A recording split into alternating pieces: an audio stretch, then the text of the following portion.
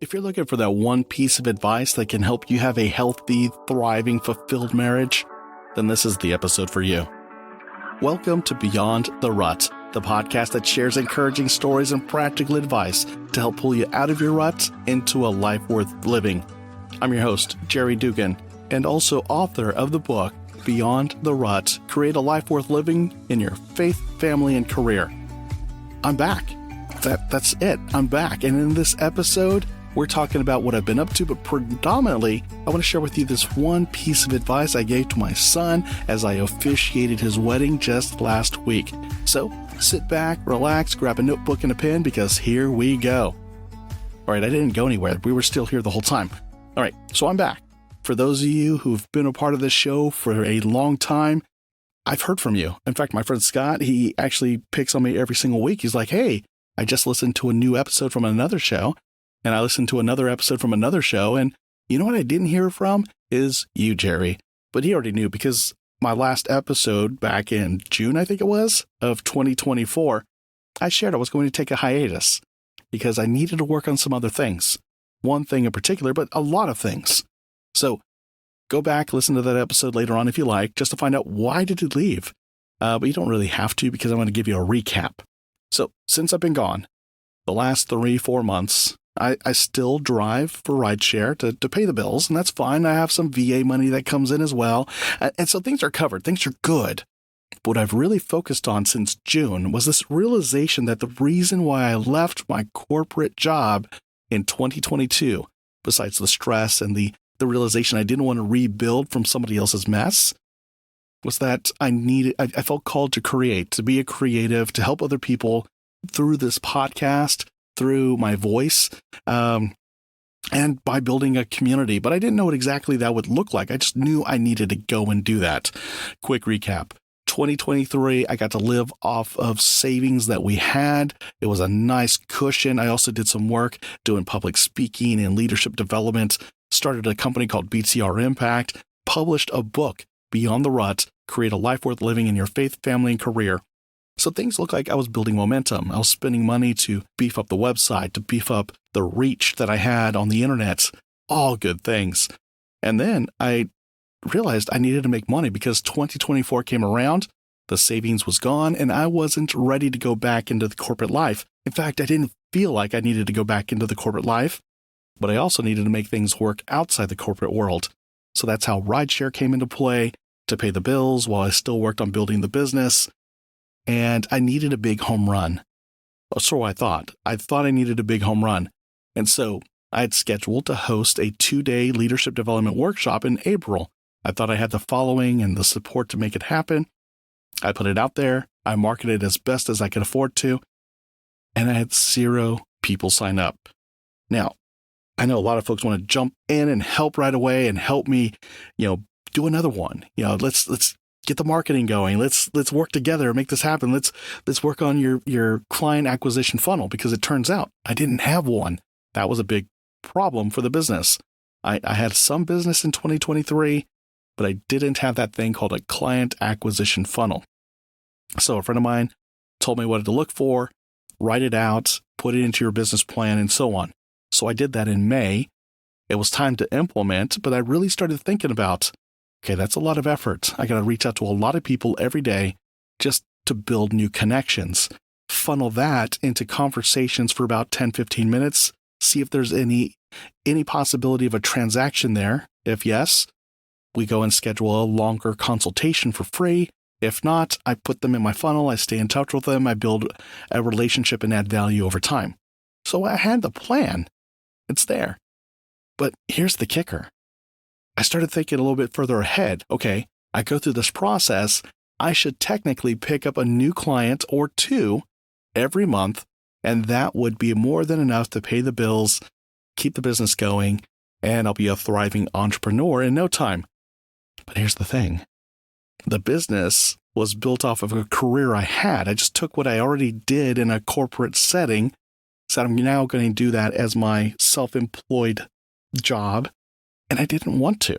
I could do it. I've got the skills. I can host training. I can make it effective. I can help facilitate in such a way that the people in the audience really do get something out of it and they grow as a result of it. I could do that. I could do coaching. I could do high ticket coaching. I could do all those things. But in the end, it was just like my corporate career. It was going in a direction that was not going to fulfill me. And I was thinking about where I am in my life, because Beyond the Rut is all about looking at the 5 F's: faith, family, fitness, finances, and future possibilities. In this, where I am in my life, we're empty nesters, my wife and I. We're on our 23rd year, by the way. And our kids are grown up. They're starting to start their families. In fact, my son just got married. I'll tell you more about that in just a moment, because that's kind of the essence of this episode. But I realized with our children becoming adults, starting their families, they're going to live in different places. I want to be there as an active, involved grandparent. And if our children are going to be in different cities, we need to be able to travel, which means I need to have the flexibility to say, yes, we will spend 2 weeks over there with you, 3 weeks over here with you, back in our own place because we got cats and we got to take care of them. Got a dog too, but, he's old. No, I'm kidding. Poor Oreo. We love you, Oreo, in case you ever listen to any of my shows. Bark twice if you're in Texas. So I wanted the flexibility, and I realized a corporate 9-to-5, especially where I was in my career as a director, trying to get back in as a director, move back up the ladder, all those things, I was really going to be right back in with the golden handcuffs. I would be at the mercy of a company, an organization. Now, that's great for the people who love that, and the people who love the big paychecks and the benefits and all the things that come with those things. I realized for me, I don't want that.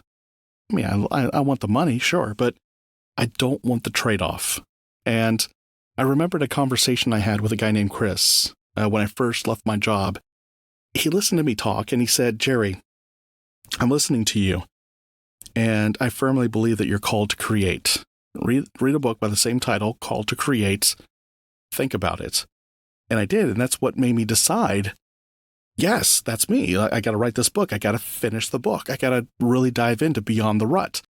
Those things there. And so all this to say, I mean, if you've heard this in past episodes, I'm sorry, I'm just giving a recap as best I can. But I realized what I was doing with my business with BTR Impact was I was just recreating the golden handcuffs, taking my old job and recreating it outside. And that I didn't want that. It wasn't creative enough. And I wanted to get back to the creative side of things.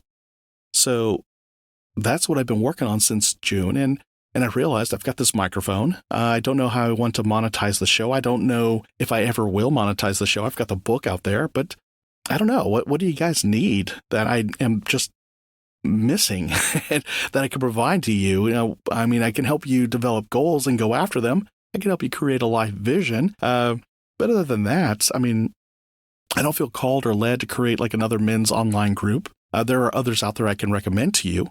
But I don't feel like I need to do that, and I don't want to charge if I did. So that's another thing. So I still haven't wrapped my head around how Beyond the Rut, the business, would exist, and it might be a few more months or years to go.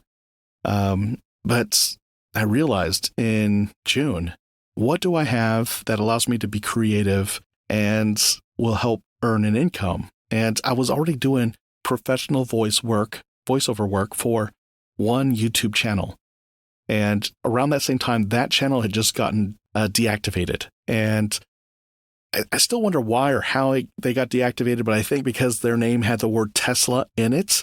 There was a campaign by Tesla recently in 2024 to kind of shut down all the things that might remotely be linked to their brand or associated with their brand. So my theory is that's what happened. The Tesla domain was a little too much like Tesla. And so they were like, nope, shut them down. So I lost a client, my only client.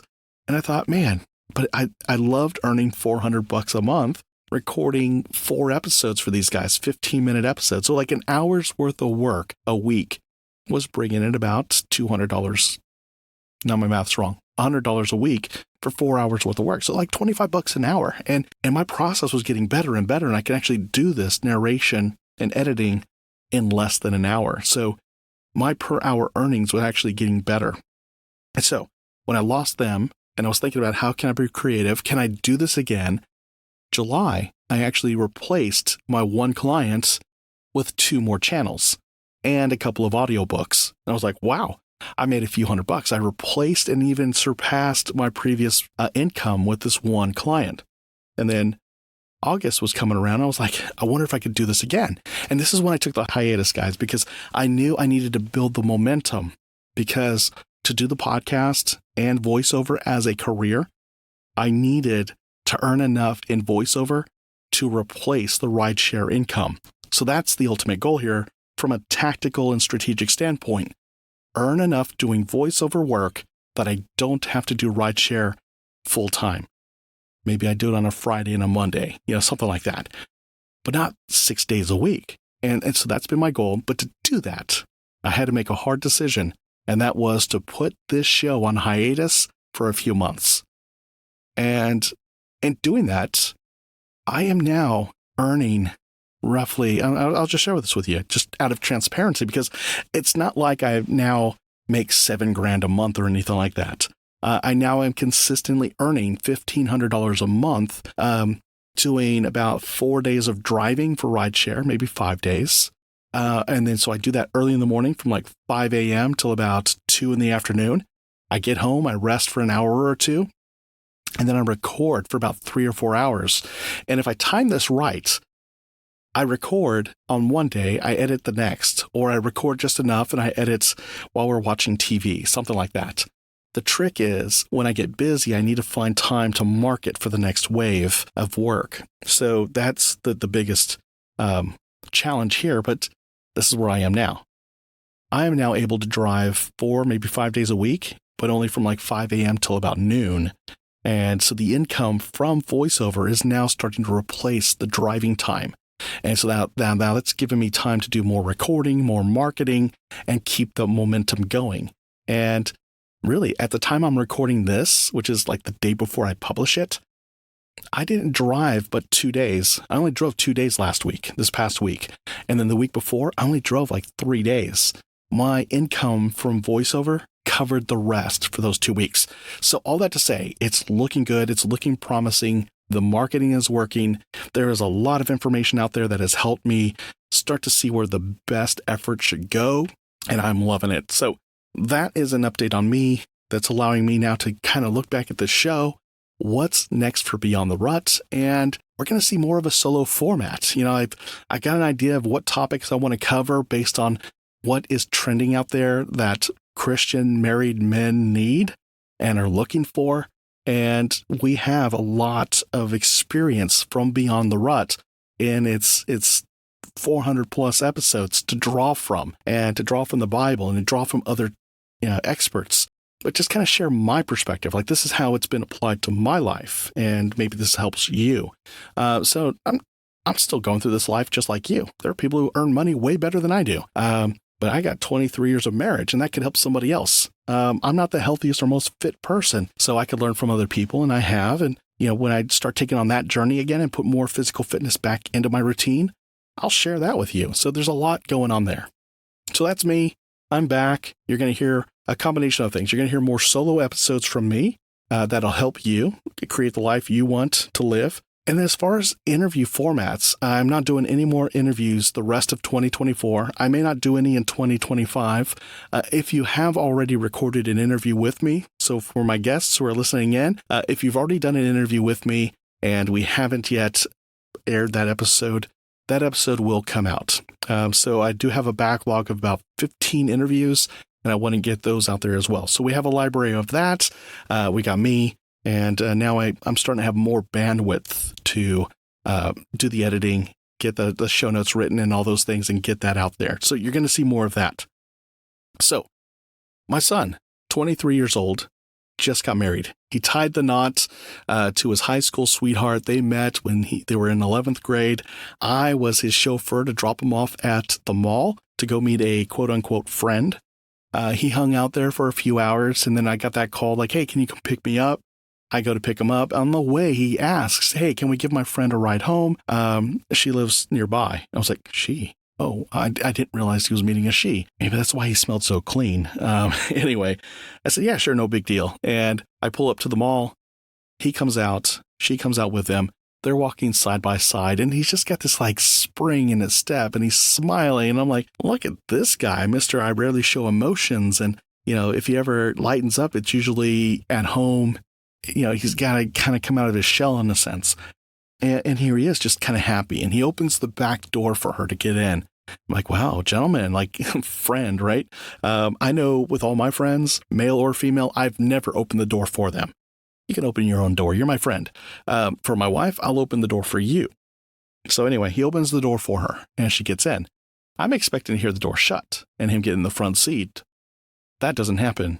That fool gets in the back seat with her. Now, this is when he's in 11th grade, when he met this girl. So now I'm officially his Uber driver. Didn't know that was going to be a foreshadow, but that's not important. And we drop her off. We head home. We get out of the car. My son goes straight to his room, starts playing video games. He says hi to his mom and all that stuff, but he pretty much goes back to playing video games. And so then I go and I see my wife, and Liv asks me, so what'd you think? How did it go? And I looked at my wife and I said, I think I just met our son's future wife. And so you fast forward 6 years later, they got married. They asked me to officiate the wedding. I had to go out and get ordained by a friend of mine, and a couple of friends of mine, because it turns out you need like 3 pastors to sign off on this thing, and they have to ask you questions and all that stuff. And I shared with them my intention to get ordained wasn't to start a business and just do marriages or anything like that. So, because some people tempted me after we did my son's wedding, and I'm like, I really just got ordained to do my son's, maybe my daughter's, but my daughter, she confirmed after the wedding that she absolutely probably won't have me officiate her wedding because she'll just be crying too much. And when I looked at her, I was like, I said, you'll be crying too much. Your officiant won't even be able to say anything. Like, he'll be crying too much. He's looking at his baby girl getting married. I barely held it together when my son was getting married. Are you kidding me? With that, though, I officiated my first and maybe my only wedding. And with that, I got a chance to infuse a little bit of advice in there for my son and my now daughter-in-law, Kat. Welcome to the family. I mean, you always were in the family. We always knew, but now it's legally binding. So, you know what you got into, Saka. So in that, though, I had one piece of advice for the parents in the audience. And I had read from the book of Genesis about a man will leave his mother and father and be one flesh with his wife. And I reworded that a little bit. Not just Jacob, but Kat are both leaving their parents and they are becoming one team. So however you want to look at it. Some people say one flesh sounds too icky. Maybe it does. But the bottom line is they are now one team. It is team, Jacob, Jacob and Kat, team More Luna. That was the fake name that we had during the rehearsal was More Luna, Morales Luna. But anyway, that was my tip for the parents was that, hey, this is their marriage. This is their journey. We could be supportive, but this is their trip. They get to decide where they go from here. Now for them, I took from the book of Ephesians, chapter 5, and a lot of us probably are familiar with it because it talks about wives, submit to your husbands, husbands, love your wives, causes lots of controversy, and it takes a lot of breaking down because I know abusers out there love to use it, and churches inadvertently use it as a way to keep abused women in an abusive relationship, not realizing that's what's happening. So that wasn't the direction I wanted. That wasn't even the lesson I wanted to share with them. I just had one verse for them from Ephesians chapter 5. And it's typically the one verse that comes before the wives part. And it's verse 21. Submit to one another out of reverence for Christ. That's it. Chapter 5, verse 21. Submit to one another out of reverence for Christ. And so going back to them becoming one team. Team More Luna, if you will. It's two equals working together, two individuals who've become one team, a unified front to take on life, to enjoy life. to create a legacy in the name of Jesus, if they choose that they want their marriage to honor Christ, that's another elevation they get to take. And in doing so, they really need to submit to the needs of each other. So take care of you, yes, and submit to the needs of your partner. Serve each other. Take care of each other. Lift each other up. That was my one piece of advice to them that I put into their marriage ceremony, was submit to one another out of reverence for Christ. So if you see your marriage as a reflection of what God's kingdom and Jesus' relationship to God can be, or the church body to Jesus, you submit out of love. So I didn't go into any more depth than that. I wanted my son to know he is there to help meet the needs of his wife. She is there to help meet the needs of him. But at no point is one to lord it over the other. It's a mutual bringing it together, and it's like that trust has to be there. You got to do the things that are not going to undermine trust. And this is where the abusers get it wrong, because the sense of safety is gone when the threat of or pressure of violence or ridicule or emotional abuse is there. I can't trust you. Like, if that's what you're doing to me, and vice versa. It's like you don't have my best interest in mind. And that's the thing. Like, if we're truly submitting to one another, we're truly lifting each other up. We're trying to make each other's lives better. We're trying to make sure that trust is always kept in place. And if it's ever harmed, we are working our best to earn that trust back, to give trust out, to earn it back in return, all those things. So if there's any one piece of advice I would give to somebody in the moment, I don't have time to break it down. We're not going to do a whole 5-hour workshop or 2-day workshop or 4-day weekend. If I could only tell you what to do in one sentence, it's to submit to one another out of reverence for Christ and to keep Jesus at the forefront there. And so when I wrapped up that ceremony, my parting shot with them was, we opened up this ceremony in prayer and we invited God into the wedding. What I challenge you to do now is to invite God into every day of your marriage. And they seem to take that to heart, but I think we're also just overwhelmed with emotion of the event. So who knows? I gave them a copy of my script. They have it. They can read over it as much as they like. But if it's one thing I can tell you to make your marriage as healthy as can be, as vibrant, to help remind you why you're in that relationship in the first place, submit to one another out of reverence for Christ. So men, you're married to a daughter of Christ, a daughter of God, I should say. You are a son of God. So you're both elevated above angels, above the creatures of the earth. You're already seen with favor. Not just you, your wife too. She is your equal. And so you submit to her. What are her needs? If it's emotional support, provide it. If it's a financial security issue, work that out together. Do it in a way where it's not just, I'm telling you what to do, because then you're not doing life together anymore. You're asking for a subordinate. And if you need people to report to you, go start a business, improve your professional life so you become a supervisor. But if you need people to report to you and say, yes, sir, no, sir, and answer your beck and call, that's a you problem. That is totally a you problem, because if you truly are a servant leader, you don't care about that. You care about the well-being of the people you have responsibility over and with. So that's a whole different topic. That's all I have. This is my welcome back. I guess I'm welcoming myself back to my own show.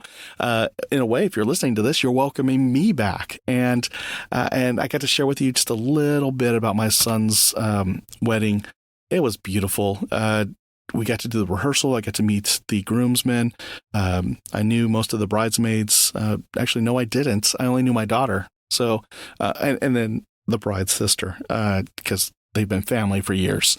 So it was really good, though, to see my dad, my mom, my stepdad, my brother, and so many more people. Caesar, you guys are great. My father-in-law was there too, and everybody was civil. Everybody had a great time, and we really got to celebrate Jacob and Kat starting their family as husband and wife, and it was just amazing, guys. And to be a part of that as an officiant, man, when they asked me, I got choked up, and that was months ago. And then when I was just kind of rehearsing the script, like the ceremony, I've never done this before. I've been in it once. I've attended a wedding or two in my life, but to be at the front and to have everybody looking at you like, okay, do we step off here? Do we step? I'm like, I don't know.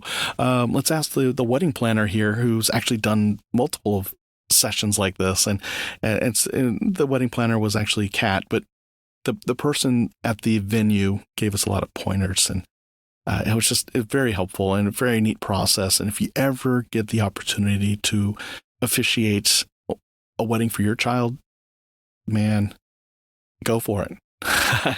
Don't take it lightly either. I went to a friend of mine who's a pastor and told him what I had been asked. And I was like, I guess I need to find one of those websites that'll just kind of make me take a course, pay a fee, and get ordained. He's like, no, I could do that. You and I have in fact, if you've been part of the show for a long time, it was Brandon, Pastor Brandon. Brandon, all this time, believe it or not, guys, Brandon is a pastor. And I don't know if you all knew that or not. Some of you did. A lot of you probably didn't. But Brandon, my friend, original host of this show, is a pastor. And we got to talking. And he was like, I can ordain you. I just got to ask you a bunch of questions. And I already know the answers to them because you and I have known each other for like 20 years now. And golly, I have known that guy a long time. So anyway, he knew the answers of the questions.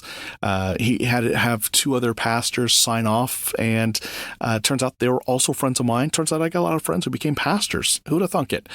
And so they also knew the answers to these questions. And I think we got a rookie to sign off because one of my friends took off to Illinois, got himself a job as a chaplain, so he wasn't available. But I went through some folks I knew and I could trust, and they knew me.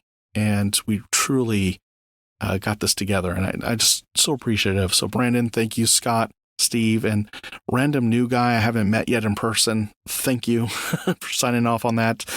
It was really, really helpful. So, and it made a big part of my life memorable, and for my son and everybody else who was there. So thank you guys for that. And for those of you listening still, like you're like, hey, I'm still here, and I can just listen to this guy talk on his new microphone forever.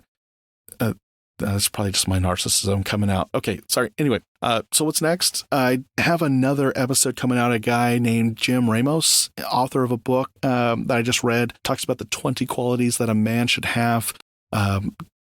Great interview that's coming out. It's going to kind of play off of this theme here about healthy marriages. So, I talked about one thing: submit to one another out of reverence for Christ.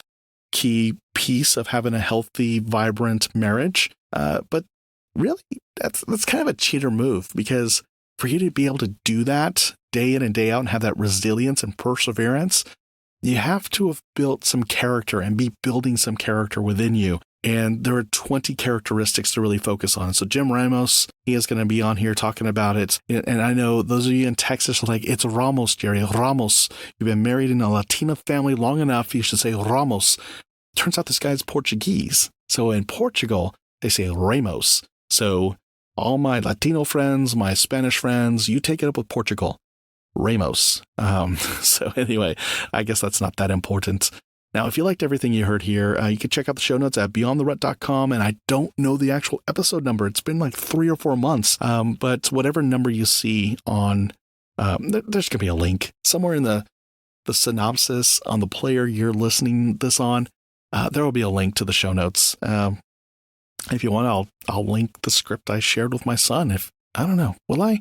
I probably won't remember that. But Scott, if you want to see it, shoot me an email. I'll send it to you, and I'll post it on the show notes. But there will be show notes. Just look at the synopsis for this episode, and we'll get that up there. So thank you, guys. I'm back. You'll get another episode again next week, and another one, and another one, and another one.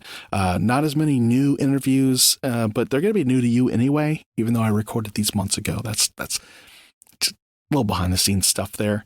So guys, I'm happy. I'm glad to be back. I'm glad to have fired this microphone up and actually just talk with you. and not just reading scripts of. I've read some really fun scripts. I read my first couple of fiction novels, guys. One was a first-person story. Another one had actual characters. I had to do like three women. I had to do the voice of three different women, and an old guy, and a country guy, and actually two old guys, and a bully, and a criminal, and it was just and a cop. It was really neat. So yeah, that's a book coming out called Red Bud Reckoning. I was the narrator for the audiobook. So I'll share that with you. If you want to know some of the books I've done, let me know. I'll tell you the titles. Been narrating 3 different YouTube channels now. And one of them's a true crime channel. Another one's a celebrity business channel. And a new up and coming one is a history channel that they're looking to publish their first episode real soon. So there you have it, guys, and I'll see you on the next one. But until then, go live life beyond the rut. Take care.